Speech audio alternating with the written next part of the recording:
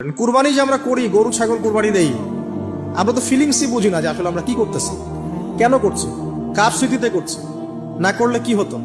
কারণ এখানে সবচেয়ে বড় কথা ছিল নিজের জীবন কুরবানি করা, নিজের জীবনটা কুরবানি করা।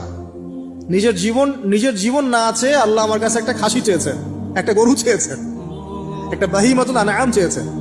এখানে তো আমার নিজের জীবনটাই দেওয়ার কথা ছিল।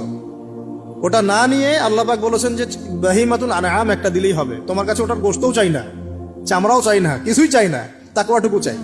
তাতেই এত কথা। এটা দামি বা কত? 10-15 হাজার, একটা গরু 50,000, 60,000, 1 লাখ টাকা। 1 লাখ টাকাকে আপনি সন্তানের মূল্য দিয়ে হিসাব করতে পারবেন? তো এখানে মূল জিনিসটাই হচ্ছে আল্লাহ পাকের হুকুম। আল্লাহ পাকের হুকুমই সবচেয়ে বড় কথা। এখানে নেকিটা বড় কথা না, বড় কথাটা কি?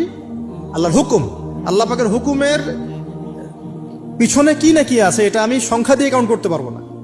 আল্লাহ পাক হুকুম দিয়েছেন মানে সেখানে ইনফিনিটিভ নেকি আছে। ওটা 1 লক্ষ, 2 লক্ষ, 5 লক্ষ দিয়ে হিসাব করা যাবে না। এখানে কেন কুরবানি করছি? আল্লাহর হুকুম। যুক্তি বিজ্ঞান দর্শন খোঁজার দরকার নেই তো।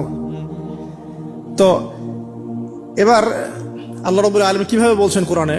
আল্লাহ পাক বলছেন, ইব্রাহিম আলাইহিস সালাম বলেন, ইন্নী যাহিবুন ইলা রাব্বি সায়াহদিন, আমি চললাম আমার রবের পথে, তিনি আমাকে পথ দেখাবেন। এই আয়াতটা খুবই মনে শান্তিদায়ক আয়াত।